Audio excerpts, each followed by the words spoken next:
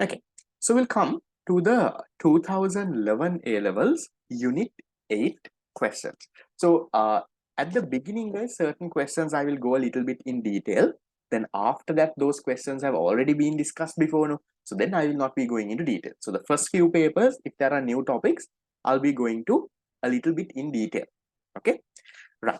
Starting with 2011, question number 35. That means 1 to 34 have been from unit number 1 to 7. Okay, so those we have done and finished.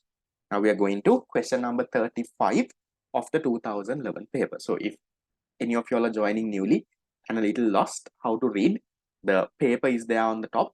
The question number doesn't start from 1. This is the actual A-level question number. Okay. Which of the following is a source of market failure? Guys, when they say source means, guys, which of the following is a reason for market failure? What do you all think? Reason for market failure? Yes, unit number 8, it's mainly divided into two parts, no? If you talk about your unit number 8, public economy, the first part of your unit is about market failure and government failure. Now, what is market failure, Lamai? Remember, in unit number 1, we learned something called the market economy, where private sector handles the whole thing. And you know, the market economy, command economy, remember unit 1? So this market economy in unit number 1 is now failing, right? This private sector who is running it based on price mechanism, they are now failing. That is what we call market failure. So in unit number 8, we start off by studying market failure. Then after that, we study, okay, now the market economy has failed. How can the government intervene to correct this? Right now, the government is coming like Superman to correct this market failure. Like, for example, market doesn't provide public goods. Okay, so government comes and they provide public goods, national defense, street light. Market under provides merit goods. So what does the government do? They come and provide free education, free healthcare. So we study market failure. We then study how the government can correct this market failure. And then also after that, we study how the government also fails. We will study government failure. This is the first main part of unit number 8. It's around 50%, 40% of unit number 8. After this, the next part of unit number 8, Lamai, is on fiscal policy. So fiscal policy is about what? Fiscal policy is about government revenue. So we will study the types of taxes, the properties of a good tax system, right? The current statistics, we'll study all of that. Then we will study government expenditure. What expenditure is there? How do you classify it? What are the problems in the expenditure? And then we study the overall budget. No, remember, Sri Lanka's expenditure is always more than the revenue. So then there is what? There is a budget deficit. We study that. Then budget deficit, from where you can find your money now. Because to spend 100,000, and if the revenue is only 50,000, how are you going to find the other 50,000? Where are you going to finance it from? So that is basically unit number 8, guys. So when you all are studying, always break it down and study. Don't just study. Now, even remember I told you, when you all are studying econ and all, Lamai, don't study pages. Don't think, today I will study 10 pages of my tute. Tomorrow I will study 5 pages. Those pages doesn't work, guys. Study topics. So today I'm going to study, okay, market failure. It doesn't matter how many hours. And again, don't study hours also. Today I'm going to study 1 hour. No. Today I'm going to study market failure.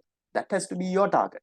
Whether you take 5 hours, whether you take 1 hour, whether it is 50 pages in your tute, whether it is 10 pages in your tute, that doesn't matter. If you say that you are studying market failure, you need to finish it off today.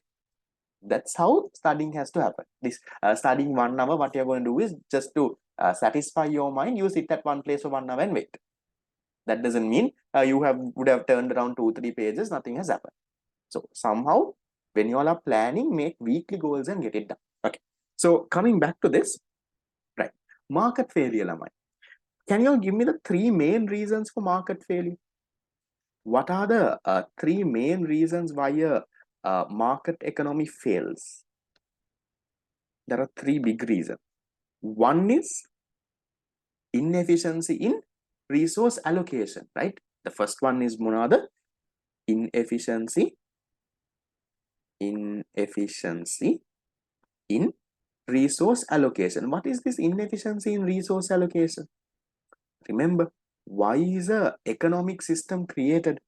An economic system is created to answer these basic economic problems, no? What to produce, how to produce, whom to produce. So what is happening is this market economy is not allocating their resources efficiently. What does that mean? That means some goods they are allocating too much resources. They are overproducing some goods. Some goods they are allocating very little resources. They are underproducing it. Some goods they are not allocating resources at all, like public goods. That is what you call inefficiency in resource allocation. So under inefficiency in resource allocation also, Lamai, there are so many sub reasons, right? Sub reasons like what? Can you give me some sub reasons under this? What are the other reasons under inefficiency in resource allocation? Since it's the first question we are going here. One, you have non-provision of public goods. Remember, the market economy doesn't provide public goods. Non-provision of public goods. So public goods like what? Street light, national defense, those kind of things they don't provide.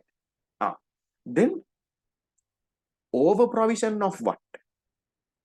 Over provision of what goods do they over provide? Over provision of over provision of demerit goods, things like these goods that have negative externalities in consumption, those goods they provide it more than what is required. Then what goods do they under provide? Under provision of what? Merit goods, right? Under provision of merit goods. Then what about quasi-public? The quasi-public goods are also under-consumed. No, we can say non-optimal consumption. Non-optimal, I'll just say CON, guys. I'm writing short forms, okay?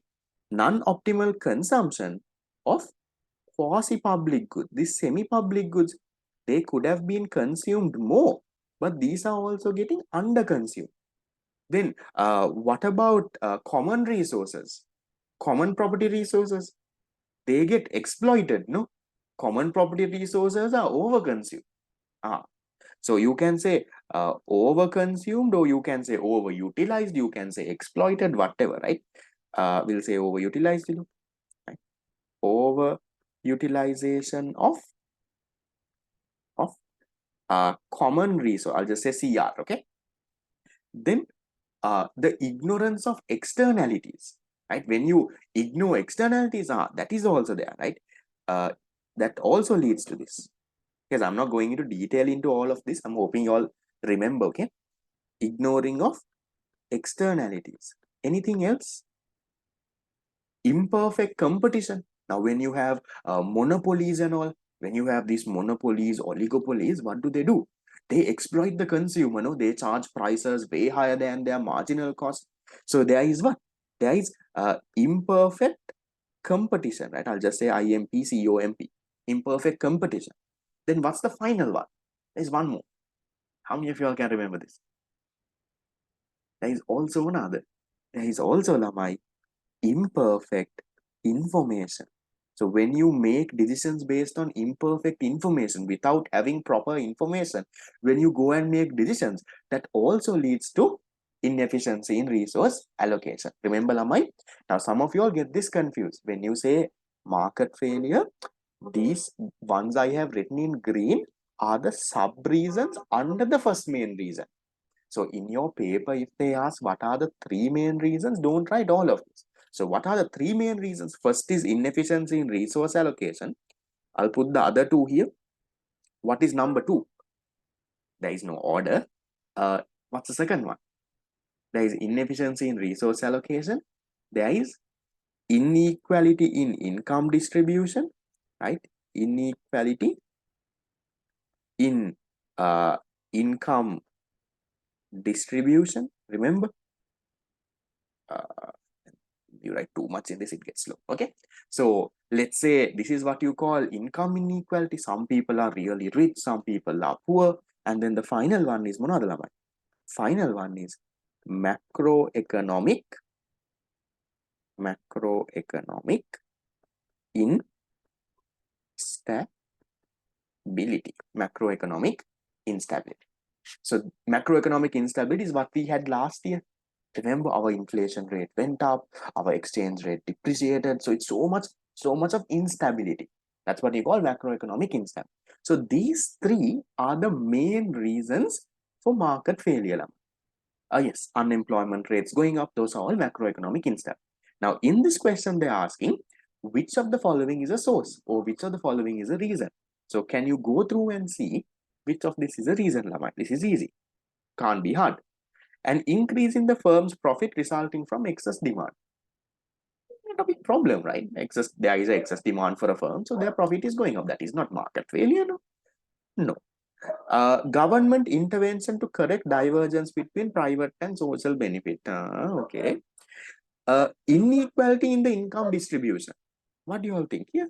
Number 3, can you see? We talk about our second point. Inequalities in the distribution of income and wealth. Income inequality. That's one of the main reasons for market failure. So can be answer number 3. Existence of diseconomies of scale. Fine, that is okay, that is bad, but that is not market failure. No? Existence of competition. Remember guys, having competition is good, okay? Imperfect competition is only bad. Now, imperfect competition means they are like monopolies. Now, monopolies is bad. That will lead to inefficiency in resource allocation. Having perfect competition is the best. Okay. So, answer number 3. Is that okay, Lamai? Now, I will not be going into detail if there are similar questions again. Okay. Pareto efficiency means everything is perfect. You have achieved productive efficiency. You have achieved allocative efficiency. You have, everything in the economy is well. The economy is stable. That's Pareto efficiency. Usually, it's only available in theory. In reality, you will not have Pareto efficiency.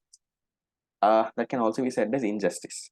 Not really injustice, you can say, but don't use that word. Use income inequality. That's the more correct word. Okay. Now, then we'll go to question number 2, Lama. Okay. Merit goods are underprovided in the market because they are what? Okay. What are merit goods? Merit goods are goods that give what, Lamai? What externalities? No, competition doesn't lead to inefficiency in resource allocation. Imperfect competition leads to inefficiency in resource allocation. So merit goods are, Lamai, positive externalities in what? Can you be more specific? Merit goods provide positive externalities in what? Consumption, the production. Consumption. Be very careful with that.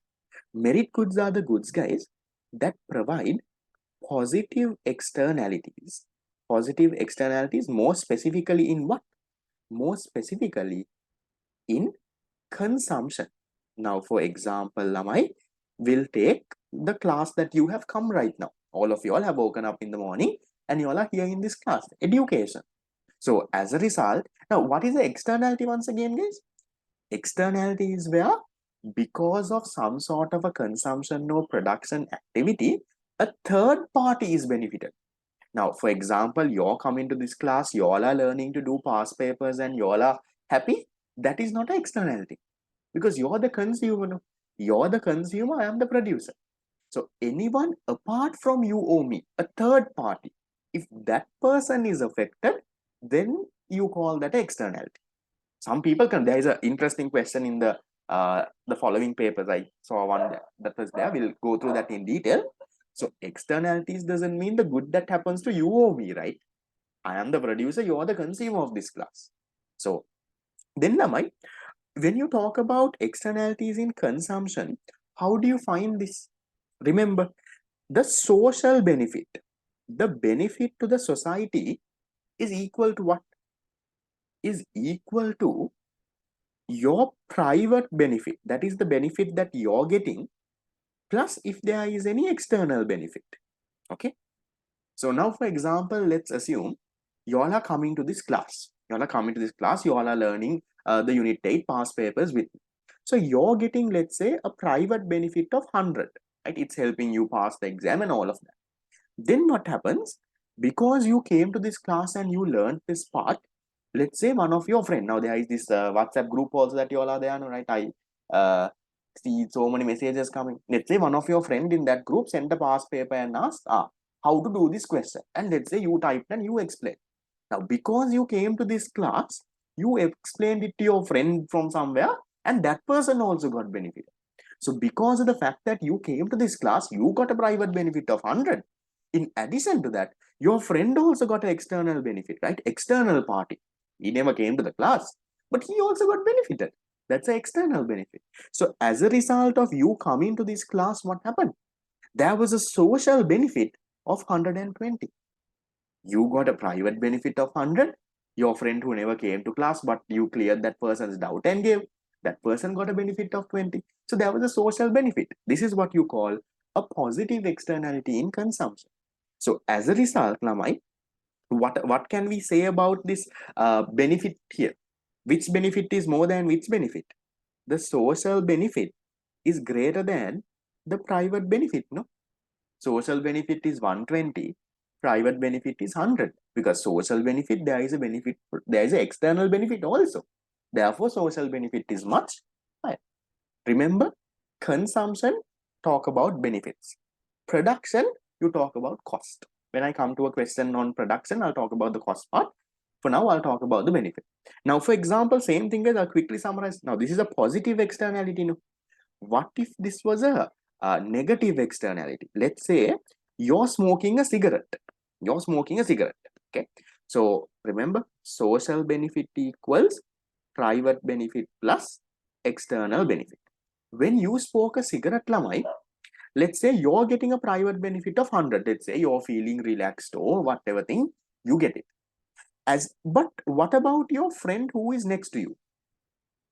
Is he getting an external benefit? Your friend next to you who is part of passive smoking? No. That guy gets harmed, right? Maybe, I don't know, he might have some cancer in 5 years. Who knows?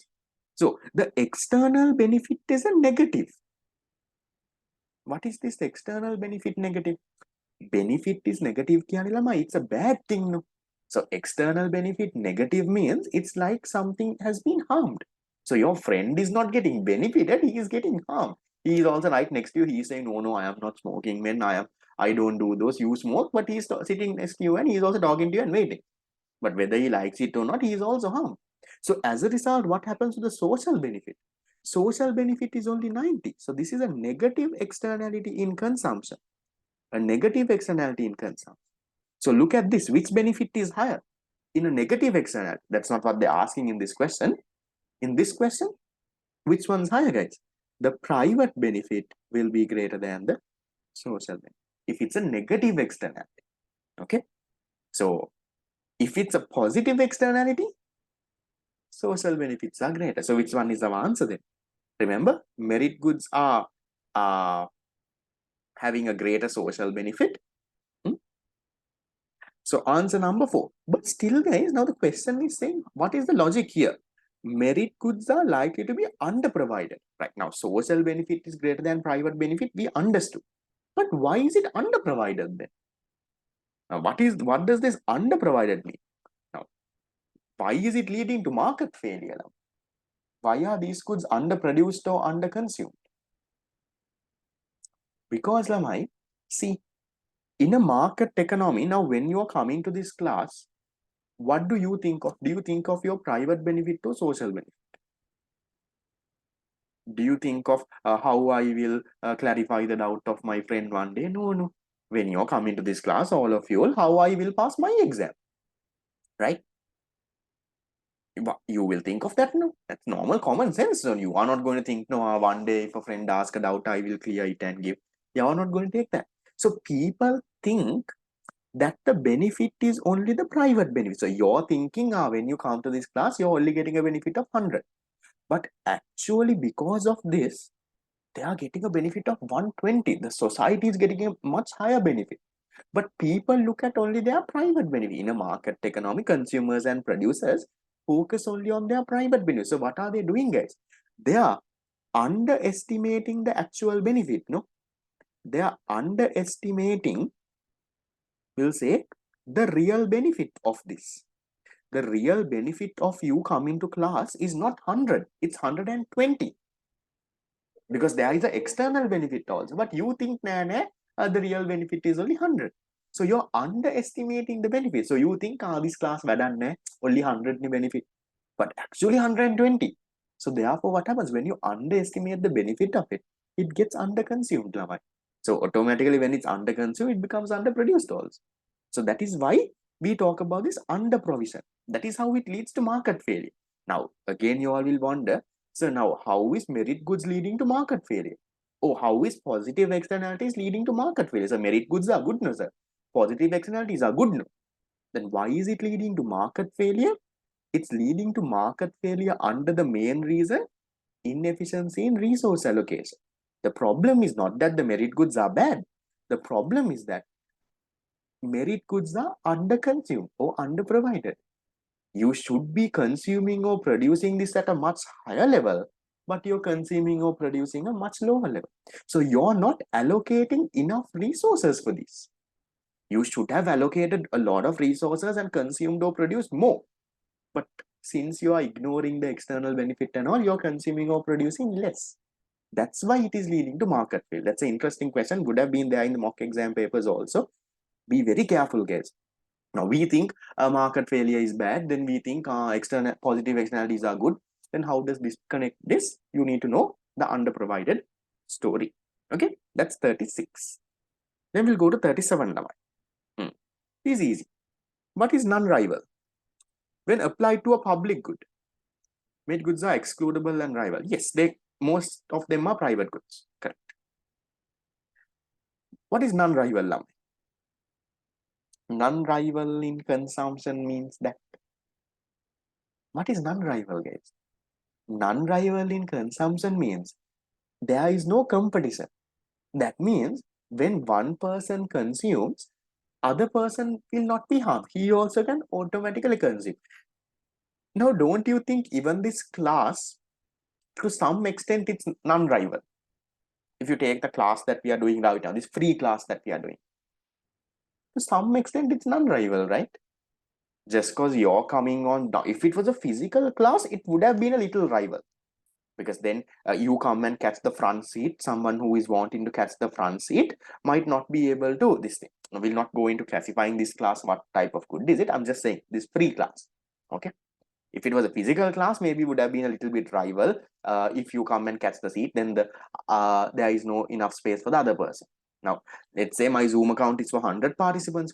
So until 100 participants, it's non-rival. No, first one comes, second one comes, no harm. No, you are still learning. This one is learning. That one is learning. No one is losing out. That's what you call non-rivalry. So when you take public goods, public goods like Munad, let's say for example, street light. If you take street light, okay. If you take street light, now street light is non-rival. Why? Just cause your house is getting light, does that mean your neighbor's house is getting less light? Does that mean a passing person walking by your road won't get light? No, no.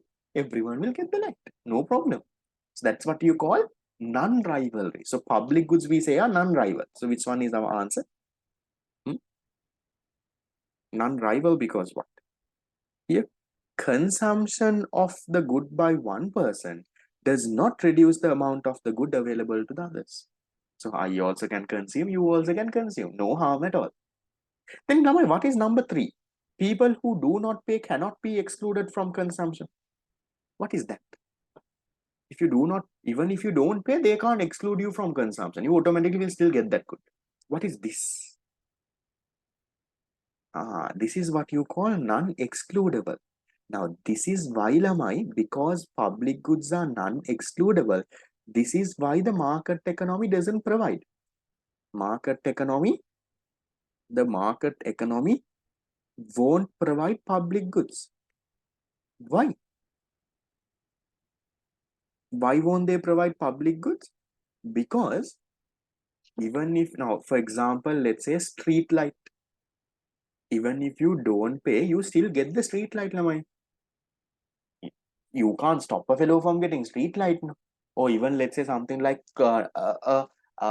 this thing, what a clock tower. Just You can't say no. If you want to look at the time in the clock tower, you have to pay a price. So that's what we call non-excludable. So even though people don't pay, we can't exclude. Now, for example, let's say my paid mock exam class, I can say, okay, if you don't pay, I will not add you to the group. Tudes are not sent. You don't get the recordings, nothing. I can exclude you. But even without paying, if you can still come and learn, that is what you call non-excludable. If there is no way that I can eliminate, then Lamai just think, if you think, okay, people who don't pay cannot be excluded. Will people ever pay for this good then? Even without paying, I can still go and get that good. Even without paying, I will get national defense. Even without paying, I will get street light. Even without paying, I can look at a clock tower. No problem. So will people ever pay? Will people pauno, will pay and will go? No. Now, okay, even just think of this, Lamai. Now, think of this free past paper class we are doing. There is a WhatsApp group. I am sending the link, right? There is no way that I can exclude. No, anyone can join. Anyone, another teacher can even come and join and listen to me and wait. No problem. Right? It's really non-excludable. But I say some of the students, if possible, can you all pay 500 rupee class fee a month? Okay. But even if you don't pay also, you can still come to the class. The link is sent on the past paper class group. Even if you don't pay, you can still come to the class. Will anyone pay and come? No. Because even without paying, if you can get that good, why will you pay? Simple as that. So if it is non-excludable, Lamai, no one will pay. No one will pay means, can you charge a price? You can't charge a price, no, Lamai. Can I say that if can the government come and say for street light pay 100 rupees a month? Can't. No one will pay, because even if they don't pay, they will still get the good. So no price means, how can you earn a profit? If you can't charge a price, there is no revenue. No revenue means no profit. So that is why the market doesn't provide this. The market economy is profit oriented. Producers don't do social welfare. So unless they can make a profit out of it, they won't provide. Simple as that. Okay, just remember that story.